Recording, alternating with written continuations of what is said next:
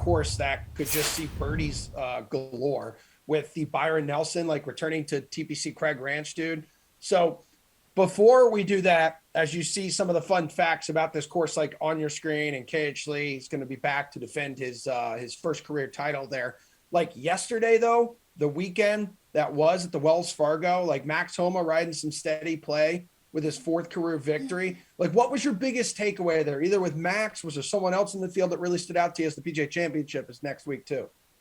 My biggest takeaway, I just enjoyed seeing the PGA Tour pros just freeze to death all weekend. That was nice. These guys usually in sunny spots. I'm the one freezing to death, so that was nice to see. But no, I mean, I think my biggest takeaway is definitely, Max Homa just turning into just a really, really solid player who should be thrown out when we're talking about top 20 players in the world and considering them for winners and big events. I mean, tee to green, very, very solid. You look at between him and Keegan Bradley, and look, Keegan Bradley is a major championship winner, so we're throwing Max Homa in pretty good company here. But you look at the difference, and they're both really good ball strikers. Keegan's still a great ball striker, but Max Homa's complete. Max Homa's a complete player. Around the green, saved them down the stretch, putting, making 12-foot birdies down the stretch. He can do it all. He can do things that Keegan Bradley can't do. And Bradley's still great tee to green too, but his around the green game just is not as strong. It's never been a good part of his game. Neither is the putter. So Max Homa turning into a complete top 20 player. It's really cool to see. A lot of self-belief in that player, and someone you need to keep an eye on for the major championships.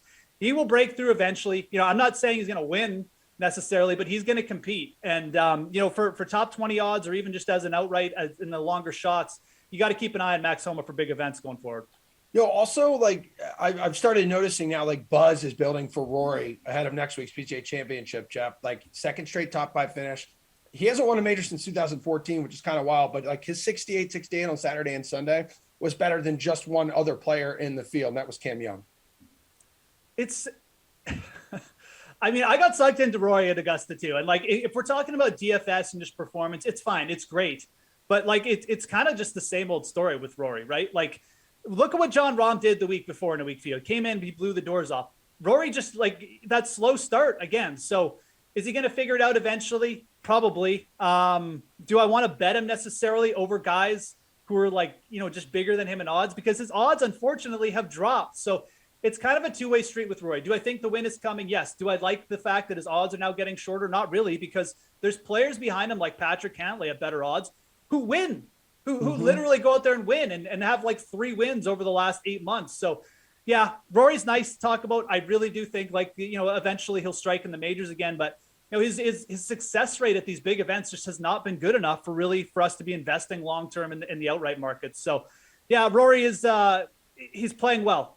Maybe the Open Championship is where you want to keep your eye on with St. Andrews.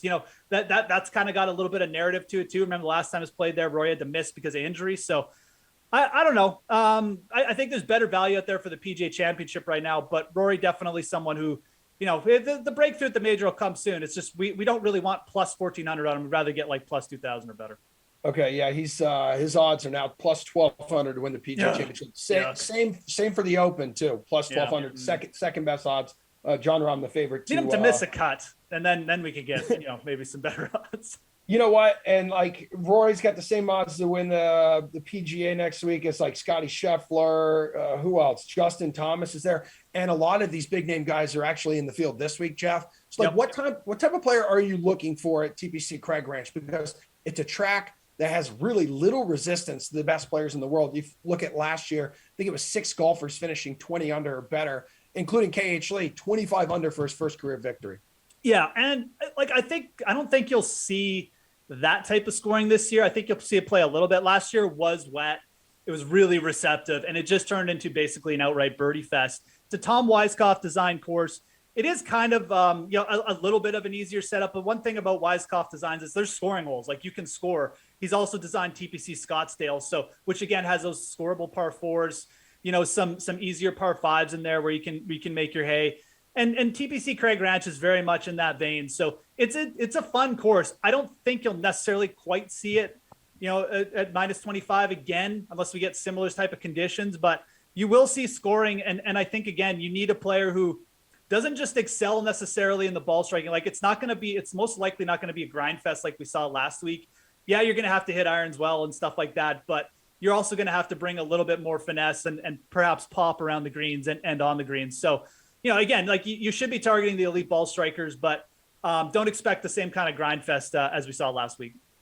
Yeah, as I mentioned, big names in the field, and it's the week before the PGA Championship. So, Geoff, like many are fine-tuning their games before the second major of the season next week at Southern Hills, which means that motivations are worth seriously considering ahead of that huge event. Like, do you agree? I mean, I think you're going to – no, I think this is the strongest field we've seen for this in quite a while. I mean, I remember like a couple of years ago, like Brooks Koepka was like the only top 10 player in the world. And, the thing about Brooks when he did play this event, it was at a different course. So we're not talking about correlation, but just motivation. Brooks like finished second that year. And I think you're going to see a lot of these top players.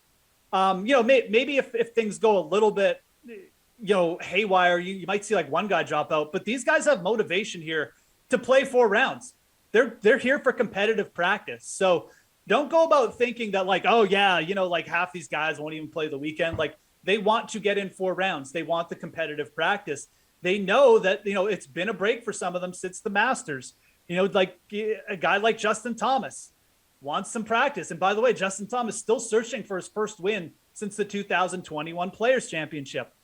Brooks Koepka certainly wouldn't mind a win so he can get back in and try and get back in the top 5 in the world. So there's motivation here for sure for all these top players. And I think you're going to see multiple of them on the weekend in the top 10.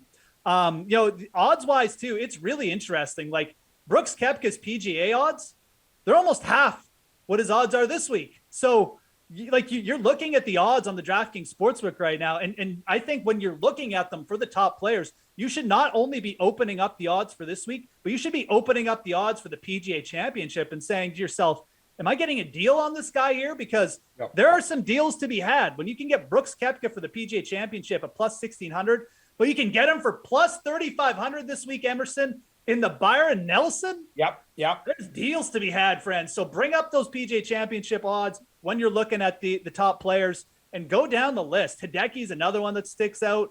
But yeah, I would not shy away from these top players. I think multiple of them you'll see compete for sure this week. I mean, hell, you got Koepka, Matsuyama, Neiman, and Seamus Power all at plus 3,500 this week. You're telling me out of those 4, if you gave people an option, they weren't going to take Brooks. Like you'd be insane to think that. Like, are you bashing the good country of Ireland here with Seamus Power? No, I'm not. No, you're right. I mean, look, he should not be the same price as Hideki or Brooks. It's 7 of the world's top 15 are suiting up this week. So from guys near the top of the betting board here, like, is there anyone that you are fading? There's that trio of Texans, Scheffler, Zalatoris, and like Jordan Spieth. And I believe Scheffler said this is his favorite course to play. I mean, I'm not fading Scotty Scheffler at any point. I'm not going to bet him this week. I think I would rather take a shot on him next week at the PGA Championship. But like, should we be surprised at this point if Scotty Scheffler just comes in and shoots like 62 in the first round again and cruises to a win? Yeah. Not really. I will say this, like, there's no way in hell I'm betting Will Zalatoris a plus 1,400. I do not know who made the odds this week or why Will Zalatoris is plus 1,400. But to have him at that price with Dustin Johnson, Jordan Spieth, Xander Schauffele, the list goes on, quite frankly. It's just an unbettable number. So I'll shout out to Will Zalatoris, a really solid player. He'll win eventually. And if he does win this week, that's fine. I'll live with it because the number is just too short there. So I think you'd actually need Zalatoris to be closer to plus 3,000 to even consider him in this field. It's just the strength of field thing, right? So, guys like Schauffele, Spieth, these are players who are just too good to kind of bet Zalatoris when his number is smaller than them. So he definitely sticks out. You could go down the list too, though. Like even a guy like Tommy Fleetwood, who I don't hate at plus 4,000, that number just really is probably giving him a little bit too much respect. You've got guys like Maverick McNeely, who's been really good. Even going down like a guy like, Mark Leishman, I just don't think Fleetwood at plus 4,000 necessarily deserving of that number either. So it's not just Zalatoris. This field is deep enough that we're getting a few players who have been kind of just their numbers just been cut down too much. So you really should be looking for value this week. It's a stronger field than we're used to. It's actually a stronger field than we've seen the last couple of weeks. So there's some good bargains, but there's also a couple guys, in my opinion, at least, you should be avoiding. All right, dude. Before we transition over to football, one more for you. KH Lee, we mentioned it, winner last year. You're talking about trying to find some value on the board. I mean, are you going deep down here? You're going to consider him at plus 10,000? If not, is there another long shot you like? I mean, look, my career pinnacle happened at this event last year. That's Emerson. right, baby. And when I touted KH Lee, I think it was plus 17,000.